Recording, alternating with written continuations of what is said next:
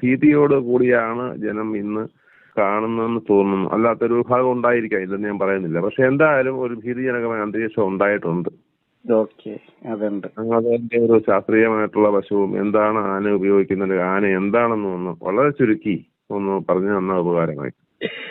എല്ലാവരും ഇപ്പൊ ചോദിക്കുന്നത്, എല്ലാവരും ഇപ്പോ പലരും ആവശ്യപ്പെടുന്നതും ആനയെ ക്ഷേത്രങ്ങളിൽ നിന്നും ദേവാലയങ്ങളിൽ നിന്നും ഒഴിവാക്കണം, ആനയെ ഒഴിവാക്കിയേ പറ്റൂ, കരിയും രണ്ട് കരിയും ആവശ്യമില്ല എന്നൊക്കെ പറയുന്ന ഒരവസ്ഥയുണ്ട്. എന്തിനാണ് ആനയെ ഉപയോഗിക്കുന്നത്, അല്ലെങ്കിൽ ക്ഷേത്രങ്ങളിലേക്ക് എന്തിനാണ് ആനയെ കൊണ്ടുവരുന്നത്, നമ്മുടെ ഈ നാട്ടിലേക്ക് എന്തിനാണ് ആനയെ എഴുന്നള്ളിച്ച് കൊണ്ടുവരുന്നത്, ഒക്കെ നിരവധിയായിട്ടുള്ള ചോദ്യങ്ങളുണ്ട് ആളുകൾക്ക്.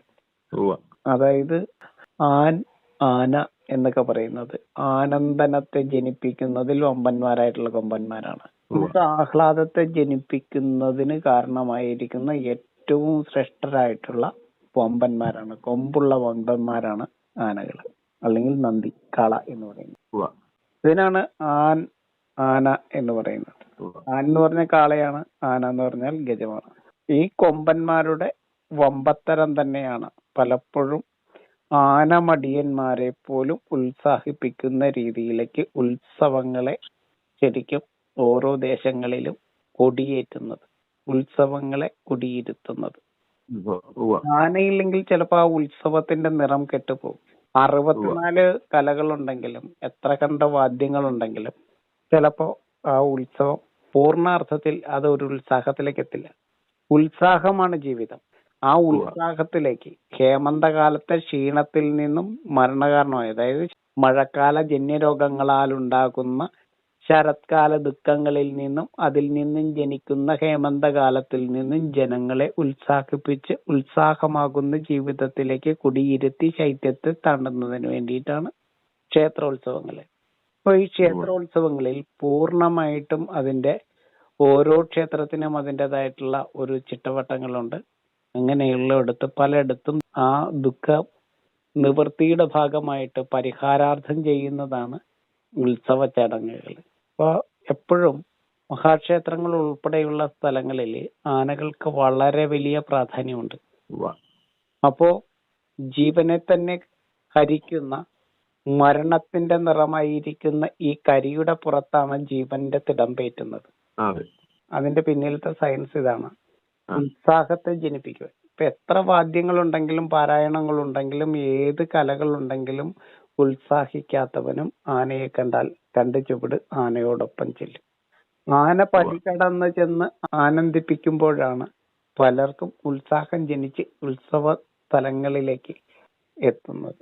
പടി കടന്ന് ചെന്ന് ആനന്ദിപ്പിക്കുന്ന ഒരു രീതിയിലാണ് ആനകൾ. മരണകാരണമായിരിക്കുന്ന മരണത്തിന്റെ നിറമുള്ള ഏറ്റവും വലിയ മൃഗമാണ്, ഏറ്റവും വലിയ ജീവിയാണ്. അപ്പോ ആ ജീവിയെ ദേവതുല്യമായിട്ടാണ് ജനങ്ങൾ ആരാധിക്കുന്നത്. അവിടെ ഭക്തിയാണ്, വലിയൊരു ഭക്തി ആനയുടെ മേലുണ്ട്. പക്ഷെ ഇപ്പോൾ അപകടം സദാസമയവും ജനിപ്പിക്കുന്ന രീതിയിലാണോ അമ്പലങ്ങളിലും പള്ളികളിലും എല്ലാം ആനകളിടയും. ഇതിന്റെ പിന്നിലൊരു കാരണമുണ്ട്. ഏറ്റവും വലിയ ശ്വസന ശീലമുള്ള ജീവിയാണ് ആന. ശുദ്ധമായിട്ടുള്ള വസ്ത്രം ധരിച്ചുകൊണ്ട് വേണം ആനയുടെ കൊമ്പിൽ പിടിക്കാൻ. വേർത്തൊലിച്ച് നിൽക്കുന്ന ഒരാളായിരിക്കരുത് ആനയുടെ കൊമ്പിൽ പിടിക്കുന്നത്, അല്ലെങ്കിൽ ഒന്നാം പാപ്പാൻ. വേർക്കാൻ പറഞ്ഞിട്ടില്ല.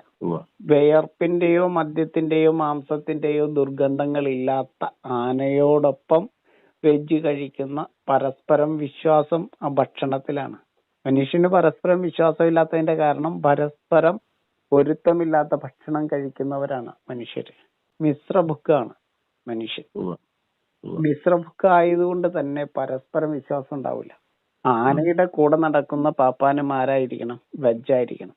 എന്നാലാണ് ആന തുമ്പിക്കൈ എടുക്കുമ്പോൾ ഇതെന്നെ ഉപദ്രവിക്കാനല്ല എന്ന് പാപ്പാനും ധരിക്കുകയുള്ളൂ. അല്ലെങ്കിൽ ആനയെ വിശ്വസിക്കാൻ ആനപ്പാപ്പാനും പറ്റില്ല, ആനപ്പാപ്പാനെ വിശ്വസിക്കാൻ ആനയ്ക്കും ബുദ്ധിമുട്ടുണ്ടാവും. അപ്പൊ ആഹാരവും നിഹാരവും ആനയുടെ സ്വഭാവത്തിനനുസരിച്ച് ആയിരിക്കണം പാപ്പാൻ ശുദ്ധനായിരിക്കണം. പനമ്പട്ട വെട്ടുന്ന മൂന്നാം പാപ്പാൻ ഒരുപക്ഷെ പുറംകാല് വഴി കയറാനേ വിധിയുണ്ടാവുള്ളൂ. കാരണം പുറകിലെത്താനേ വാലിന്റെ അടുക്ക് നിൽക്കാനാണ് പറഞ്ഞിട്ടുള്ളൂ. അതെ. അത്രയും വലിയ ശ്വസനശീലമുള്ള ജീവിയാണ് ആന. അപ്പൊ ആനപ്പുറത്ത് കയറണമെങ്കിലുള്ള വ്രതത്തെ കുറിച്ച് അങ്ങേക്ക് അറിയാലോ. അതെ, ആനയ്ക്ക് മാത്രമാണല്ലോ ചട്ടങ്ങളുള്ളത്. അതെ, ആ ആനയുടെ ചട്ടങ്ങളെ അറിഞ്ഞ് വിധിയാവണ്ണം വ്രതമെടുത്ത് വേണം. ഏറ്റവും ചുരുങ്ങിയത് 7 ദിവസം. അത് ഫുൾ ടൈം വ്രതശുദ്ധി ഇല്ലാതെ ജീവിക്കുന്ന ആളാണെങ്കിൽ ആനപ്പുറത്ത് കയറണമെങ്കിൽ 41 ദിവസത്തെ വ്രതം വേണം. വെജ് മാത്രം കഴിച്ചുകൊണ്ട് വ്രതശുദ്ധിയോടുകൂടി വേണം ആനപ്പുറത്ത് കയറാൻ. ഒരു കാവിൽ കയറുന്നതിലും ഒരു ക്ഷേത്രത്തിന്റെ ശ്രീകോവിലിൽ കയറുന്നതിലും ശുദ്ധി ഉണ്ടായിരിക്കണം ആനയുടെ മുകളിൽ കയറാനായിട്ട്. അത്രയും പരിശുദ്ധമായിരിക്കുന്ന ശരീരത്തെ ശുദ്ധിയാണ് ഈ ആനയുടെ പുറത്ത് കയറുന്നവരും എടുക്കേണ്ടത്. ഇതിന് നല്ല വ്രതം തന്നെ ആവശ്യമുണ്ട്. അതല്ലെങ്കിൽ അത്രമാത്രം ശുദ്ധിയുള്ള ഒരു ജീവനാണ്. ഏറ്റവും ശ്വസനശീലമുള്ള ജീവിയാണ്. അപ്പോ ഇല്ലെങ്കിൽ ഈ വ്രതശുദ്ധിയോട് കൂടിയിട്ടല്ല ഈ ജീവിയെ നമ്മൾ സമീപിക്കുന്നതെങ്കിൽ ഫുൾ വെജാണ്.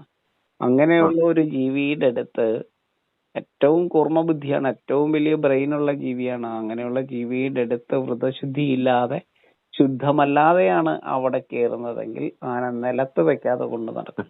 അപ്പൊ ഒരു ക്ഷേത്രത്തിന്റെ ഉത്സവം ശാന്തവും ഗംഭീരമായിട്ട് നടക്കണമെങ്കിൽ, ആനന്ദത്തെ ജനിപ്പിക്കണമെങ്കിൽ ആനയുടെ പുറത്ത് കയറുന്ന ആളുടെ ശുദ്ധിയും വൃത്തിയുമാണ് ഏറ്റവും പരമപ്രധാനം.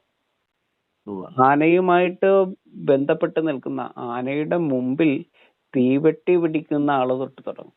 തീവെട്ടി പിടിക്കുന്നതിന് രീതിയുണ്ട്. ആനയ്ക്ക് ഇറിറ്റേഷൻ ഇല്ലാതെ അഗ്നിയെ കാണിച്ച് വേണം പോകാൻ. തീയെയാണ് ഭയമുള്ളത് ആനയ്ക്ക്. അത് ആനയെ ഭയപ്പെടുത്തുന്ന രീതിയിലുമാകാൻ പാടില്ല, ആനയെ നയിക്കുന്ന രീതിയിലാവണം. അതിനൊക്കെ വലിയ പ്രാധാന്യമുണ്ട്. തീവട്ടിയുടെ അളവും കാര്യങ്ങളും ഹൈറ്റും എല്ലാം ഉണ്ട്. എല്ലാ ആനയ്ക്കും ഒരുപോലെയല്ല. അപ്പൊ അതും നമ്മൾ ശ്രദ്ധിക്കേണ്ടത്. അതുപോലെ തന്നെ ആനപ്പാപ്പാന്മാര്, ആനയെ പരിചരിക്കുന്ന ഡോക്ടേഴ്സ് ഉൾപ്പെടെയുള്ളവര് വളരെ ശ്രദ്ധയോടുകൂടിയിട്ട് വേണം ആനയെ പരിചരിക്കാൻ. പള്ളിയിലായാലും അമ്പലത്തിലായാലും ആനയെ നോക്കുവാനായിട്ട്, ശുശ്രൂഷിക്കുവാനായിട്ട് എപ്പോഴും നിരീക്ഷണത്തിലായിരിക്കണം. ആന ശരിക്കും ക്യാമറയുടെ നിരീക്ഷണത്തിലായിരിക്കണം എന്ന് പറഞ്ഞ പോലെ തന്നെ നിൽക്കണം. കാരണം ക്ഷേത്രങ്ങളിൽ നിന്നും ആരാധനാലയങ്ങളിൽ നിന്നും ആനകളെ തുരത്തി ഓടിക്കുവാൻ ഭയങ്കരം ഒരു ശ്രമം ഇവിടെ നടക്കുന്നുണ്ട്. ഇതിന്റെ പിന്നാമ്പുറത്ത് ആന ഇടയണമെന്ന് ആഗ്രഹിക്കുന്ന ഒരു വലിയ ആളുകൾ ഇവിടെയുണ്ട്. കാരണം ആന ഇടഞ്ഞു എന്ന് പറഞ്ഞ് നമ്മൾ വീഡിയോ കാണുമ്പോൾ അതിന്റെ മ്യൂസിക് ശ്രദ്ധിച്ചാൽ അങ്ങക്ക് അത് മനസ്സിലാകും. ആന ഇടയുന്നത് ആഘോഷമാക്കി അത് ചിത്രീകരിക്കുന്ന ഒരു പ്രവണത ഇവിടെ കാണുന്നുണ്ട്. അപ്പോ ആന ഇടയണമെന്ന് ആഗ്രഹിച്ചു അവിടെ എത്തുന്ന, ക്യാമറയുമായിട്ട് എത്തുന്ന ആളുകളും ഈ കൂട്ടത്തിലുണ്ടാവും. അപ്പൊ ആനയെ വളരെ ശ്രദ്ധയോട് കൂടിയിട്ട് ആനയുടെ അടുത്തേക്ക് ആരും വരാതെ, പ്രത്യേകിച്ച് ശുദ്ധിയും വൃത്തിയും ഇല്ലാത്ത, ആനയ്ക്ക് ശ്വസനത്തിന് തടസ്സമുണ്ടാക്കുന്ന, ആനയ്ക്ക് ഇറിറ്റേഷൻ ഉണ്ടാക്കുന്ന രീതിയിലുള്ള പ്രവർത്തികൾ ചെയ്യുന്നവര് ആനയുടെ അടുത്തേക്ക് വരാതെ ശ്രദ്ധിക്കണം. ഗജശ്രേഷ്ഠന്മാരായിട്ടുള്ള ആനകളെയാണ് ഈ ഉത്സവ വേദികളിലേക്ക്, ഉത്സവ ഇടങ്ങളിലേക്ക് ഉത്സാഹത്തെ ജനിപ്പിക്കുന്നതിന് വേണ്ടിയിട്ട് നമ്മൾ ഉപയോഗിക്കേണ്ടത്. അപ്പൊ ആനയ്ക്ക് ലക്ഷണമുണ്ട്, ഗജരാജ ലക്ഷണമുണ്ട്, ഗജശ്രേഷ്ഠന്മാരുടെ ലക്ഷണമുണ്ട്. അത്തരം ലക്ഷണമില്ലാത്ത, ലക്ഷണം കെട്ട ആനകളെ ഉപയോഗിക്കുന്നത് അപകടങ്ങളെ ക്ഷണിച്ചു വരുത്തും. വ്യക്തമായിട്ട് വേദം ഉണ്ട്, വേദപ്രമാണമുണ്ട് എങ്ങനെയുള്ള ആനകളെയാണ് ക്ഷേത്രങ്ങളിൽ ഉപയോഗിക്കേണ്ടത്, ക്ഷേത്രങ്ങളിൽ അല്ലെങ്കിൽ നാട്ടില് നിർത്തേണ്ടത് എത്തരം ആനകളെയാണ്, അല്ലാത്ത ആനകളെ എന്ത് ചെയ്യണമെന്നും പറഞ്ഞിട്ട്. ഇണക്കി വളർത്തേണ്ട ആനകളുണ്ട്, ഇടംപേറ്റേണ്ട ആനകൾക്ക് ലക്ഷണമുണ്ട്. അപ്പൊ ഈ ലക്ഷണങ്ങൾ അറിയാതെ നമ്മളുടെ ക്ഷേത്രാധികാരികളോ അല്ലെങ്കിൽ ദേവസ്വം ബോർഡോ ഒന്നും ആന പരിപാലനം ചെയ്താലോ ആനയെ കൊണ്ടു നടന്നാലോ വിലക്കിയാലോ കോടതിയും ഇത് പഠിക്കണം. ഈ ആനയുടെ ലക്ഷണം എന്താണ്, വേദം പറഞ്ഞിരിക്കുന്നത് എന്താണെന്ന് ഈ കോടതിയും പഠിക്കണം, ദേവസ്വം ബോർഡിലെ ആളുകളും പഠിക്കണം, ഭക്തജനങ്ങളും പഠിക്കണം, കമ്മറ്റിക്കാരും പഠിക്കണം. ക്ഷേത്ര ഭരണകർത്താക്കൾ എന്ന് പറഞ്ഞ ഒരു വിഭാഗം ഉണ്ടല്ലോ, അവരാദ്യം പഠിക്കണം ഈ ആനയുടെ ലക്ഷണവും എങ്ങനെയുള്ള ആനകളെയാണ് ഇതിന് ഉപയോഗിക്കേണ്ടതെന്ന്. അല്ലെങ്കിൽ വൻ ദുരന്തമായിരിക്കും സംഭവിക്കുക. ആനയ്ക്ക് ഭക്ഷണം കൊടുക്കാതെ ആനയുടെ പുറത്ത് ഏറുന്ന ആള് ആനയ്ക്ക് ആ കൈകൊണ്ട് ഭക്ഷണം കൊടുക്കാതെ ആനപ്പുറത്ത് കയറാൻ നിൽക്കരുത്. ഒന്നാമത്തെ കാര്യം. ആനയുടെ തിടമ്പേറ്റുന്ന ആള് അല്ലെങ്കിൽ ആനയുടെ പുറത്തേറുന്ന ആള് ആനയ്ക്ക് ഭക്ഷണം കൊടുത്ത് അതിനെ തൊട്ട് തൊഴുതിട്ടേ കയറാവും. പട്ടിണിക്ക് നിൽക്കുന്ന ആനയുടെ മുകളിൽ കയറാൻ പറഞ്ഞിട്ടില്ല. അത് കഴിച്ചോ, അത് കുടിച്ചോ, അത് കുളിച്ചോ എന്നറിഞ്ഞതിന് ശേഷമാണ് കയറേണ്ടത്. അത് ശരി. അപ്പൊ ഭക്ഷണം കൊടുക്കാതെ ഓടിച്ചെന്ന് ആനപ്പുറത്തേക്ക് കയറി കഴിഞ്ഞാൽ അതത്ര സുഖമുള്ള കാര്യമായിരിക്കില്ല. അതെ. അപ്പൊ പ്രസാദിപ്പിച്ചിട്ട് വേണം കയറാൻ. ഏറ്റവും വലിയ ജീവിയുടെ ജീവനെ തന്നെ ഹനിക്കുവാൻ ശേഷിയുള്ള ആ മരണത്തിന്റെ നിറമുള്ള കറുത്ത ഏറ്റവും ശ്രേഷ്ഠനായിട്ടുള്ള ജീവിയുടെ മുകളിൽ കയറാൻ. ആനയൂട്ട് നടത്തിയിട്ടല്ലാതെ ആനപ്പുറത്ത് കയറരുത്. ദൈവത്തെ ഓർത്ത് പറയാണ്. ആനയ്ക്ക് ഭക്ഷണം കൊടുത്ത്, ആനയ്ക്ക് ഇഷ്ടമുള്ള ഭക്ഷണം, ഗണപതിയെ നമസ്കരിച്ചുകൊണ്ട് ആനയൂട്ട് നടത്താതെ ആരും ആനപ്പുറത്ത് കയറരുത്. അങ്ങനെ അവന് ഇഷ്ടപ്പെട്ട ഭക്ഷണം കൊടുത്തിട്ട് അവന്റെ മുകളിൽ ആരെങ്കിലും ഇരിക്കുന്നുണ്ടെങ്കിൽ ഒരു കാരണവശാലും ആ ആന എങ്ങോട്ടും അനങ്ങില്ല. മതപ്പാടുണ്ടായാൽ പോലും, മതം പൊട്ടിയാലും അവൻ അവരെ സുരക്ഷിതമാക്കി നിലനിർത്തും. അതാണ് നമ്മൾ ആദ്യം അറിയേണ്ടത്. ആനയ്ക്ക് ഇഷ്ടപ്പെട്ട വിഭവം നമുക്ക് ഇഷ്ടപ്പെട്ടതല്ല. അവന് ഓരോ ആനയ്ക്കും ഏറ്റവും ഇഷ്ടപ്പെട്ട വിഭവങ്ങളുണ്ടാകും. അത് പാപ്പാന്മാരോട് ചോദിച്ച് മനസ്സിലാക്കി ആ വിഭവം അവന് അവിടെ വിളമ്പി ആ കൈ കൊണ്ട് കൊടുക്കാതെ ആനയുടെ പുറത്ത് ആരും കയറാൻ പാടില്ല. അവിടെയാണ് ആനയ്ക്ക് നമ്മളിൽ ഭക്തി ഉണ്ടാകുന്നത്. ആനയോടും നമുക്ക് ആ ഭയം മാറുന്നത് അവിടെയാണ്. പിന്നെ ലക്ഷണമില്ലാത്ത ആനകളെ, ഗജശ്രേഷ്ഠന്മാരല്ലാത്ത ആനകളുടെ പുറത്ത് കയറാൻ പാടില്ല. അങ്ങനെയുള്ള ആനകളെ, ഉത്സവം നടക്കുന്ന ഇടങ്ങളിൽ അങ്ങനെയുള്ള ആനകളെ പ്രദേശത്ത് പോലും വിലങ്ങാനായിട്ട് അനുവദിക്കരുത്. പാപ്പാന്മാർക്ക് തിരിച്ചറിയാവോ? അങ്ങനെയുള്ള ആളുകൾക്ക് തിരിച്ചറിയാൻ പറ്റുന്നത്? അത് വേദം വ്യക്തമായിട്ട് പറയുന്നുണ്ട് ഗജശ്രേഷ്ഠന്മാരുടെ ലക്ഷണം. ഗജശ്രേഷ്ഠന്മാരല്ലാത്ത ആനകളെ ഉത്സവ ഇടങ്ങളിൽ വിലങ്ങിട്ട് പോലും വിലങ്ങുവാൻ അനുവദിക്കരുത് എന്നാണ്. അപ്പൊ എന്താണ് ഈ ആനയുടെ വിശേഷണങ്ങൾ എന്ന് ചോദിച്ചാൽ, വൈകല്യങ്ങളൊന്നുമില്ലാത്തതായിരിക്കണം ആന. ഒരു വൈകല്യവും ഇല്ലാത്തതായിരിക്കണം. നല്ല ഉയരമുള്ള ആനയെ മാത്രമേ എടുക്കാവുള്ളൂ. കുറുകിയ ആനകളെ ഉത്സവത്തിന് എഴുന്നള്ളിക്കാൻ പാടില്ല. നീണ്ട തുമ്പിക്കൈയുള്ളതും, കുറുകിയ തുമ്പിക്കൈ പറ്റില്ല. നീണ്ട ശ്വസനശീലമുള്ളതും, നീണ്ട് അല്പമുയർന്ന് ഒരുപോലെ രണ്ട് കൊമ്പുള്ളത്, അതിൽ വലത്തെ കൊമ്പ് അല്പം ഉയർന്നത്, അതാണ് ഏറ്റവും ലക്ഷണം. അല്പം മേലോട്ടുയർന്നത് വലത്തെ കൊമ്പ്, അത്യച്ഛമായിട്ടുള്ള ചിഹ്നം വിളിയുള്ളത്, വലിയ ചെവിയുള്ളത്. ചെറിയ ചെവിയുള്ളതിനെ എടുക്കാൻ പറഞ്ഞിട്ടില്ല. ചെറിയ ചെവിയുള്ളതിനെ ഒരു കാരണവശാലും സ്വീകരിക്കാൻ പറഞ്ഞിട്ട്. സൂക്ഷ്മമായ പുള്ളിക്കുത്തുള്ളതും ശൈത്യകാല മതപ്പാടുള്ളതും അങ്ങനെയുള്ള ആനകളാണ് ഗജശ്രേഷ്ഠന്മാര്. ഇത്തരത്തിലല്ലാത്ത ആനകളെ പിടിച്ച് ഇണക്കുകയോ ആഘോഷത്തിന് എത്തിക്കുകയോ ചെയ്യാൻ പാടില്ല. അതാണ്.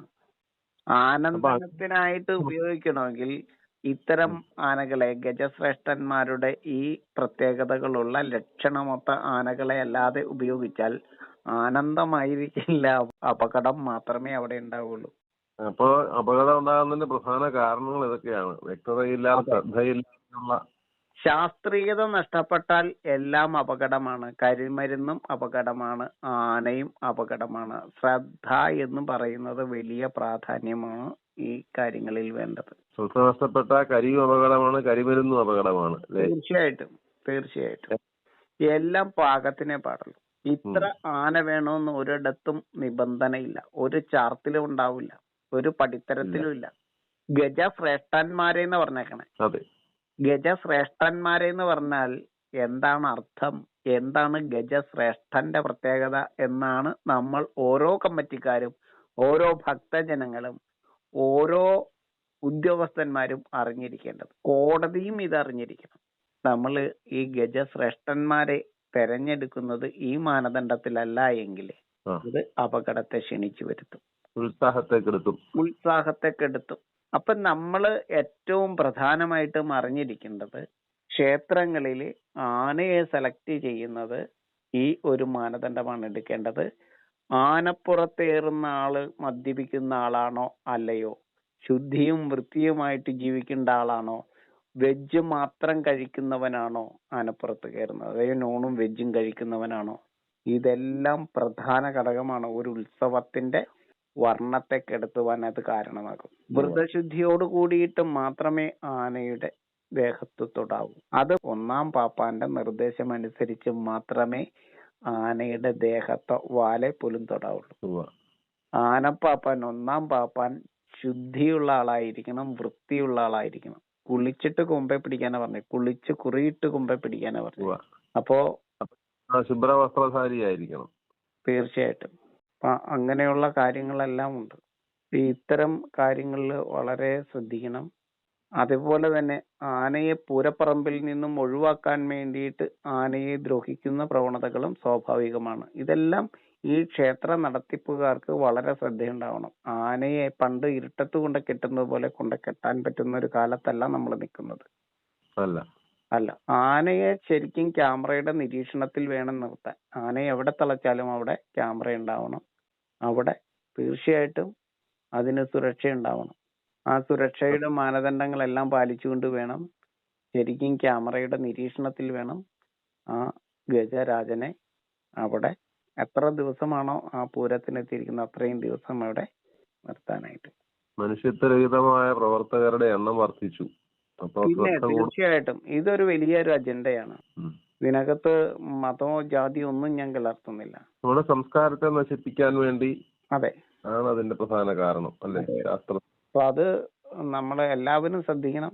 ആരും ആനയെ തൊട്ട് തൊഴാനോ അല്ലെങ്കിൽ ആനയുടെ അടിയിൽ കൂടി മൂഴുക എന്ന് പറഞ്ഞൊരു പരിപാടിയുണ്ട്. ആനയുടെ അടിവഴി കടക്കുന്ന ഒരു വഴിപാട് പണ്ടുണ്ടായിരുന്നു. അത് ഇപ്പോഴും ഉണ്ട്. കൊച്ചുങ്ങളെയൊക്കെ എടുത്തോണ്ട് ആനയുടെ അടിയിൽ കൂടി ഒന്ന് അതെ ചെയ്യുന്നുണ്ട്. അതെ. അപ്പോ എപ്പോഴും കുട്ടികളുടെ ഭയം മാറാനാണെന്നും കൂടെ പറയുന്നുണ്ട്. അത് മറ്റുള്ള എല്ലാവരെയും ഭയപ്പെടുത്താനേ അത് ഉപകരിക്കുകയുള്ളു. ഇത്തരം അന്ധവിശ്വാസങ്ങളെ ആദ്യം നിർത്തുക.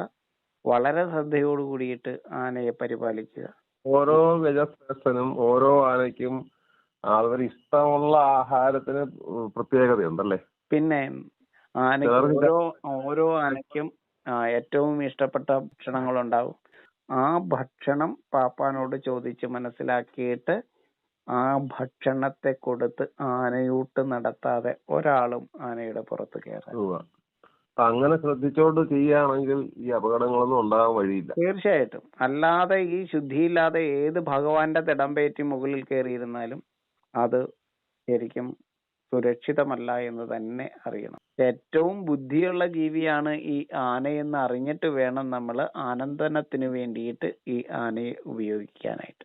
കുളിച്ച് ശുദ്ധമായിട്ട് വേണം ഉപയോഗിക്കാൻ. കുളിപ്പിച്ച് ശുദ്ധമാക്കി അതിന് ശരിക്കും നല്ല അതിനാവശ്യത്തിനുള്ള വെള്ളവും കൊടുത്ത് ഭക്ഷണവും കൊടുത്ത് അതിനെ സന്തോഷിപ്പിച്ചുകൊണ്ട് വേണം നമ്മളും സന്തോഷിക്കാൻ. അങ്ങ് ഈ എഴുന്നള്ളത്തിന് മുമ്പില് തീവെട്ടി പിടിക്കുന്ന കാര്യം പറഞ്ഞല്ലോ.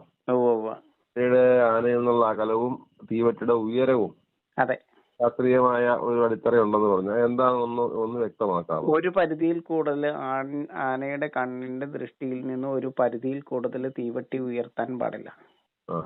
നിശ്ചിത അകലം പാലിക്കണം തീവെട്ടി. ആനയ്ക്ക് വ്യക്തമായി കാണാവുന്ന തരത്തിലായിരിക്കണം അർത്ഥം. ആനയുടെ രണ്ട് കണ്ണുകൊണ്ട് ആന നോക്കിയാൽ തീവെട്ടി കാണാൻ കഴിയത്തക്ക രീതിയിൽ ഫ്രണ്ടിലായിരിക്കണം തീവെട്ടി.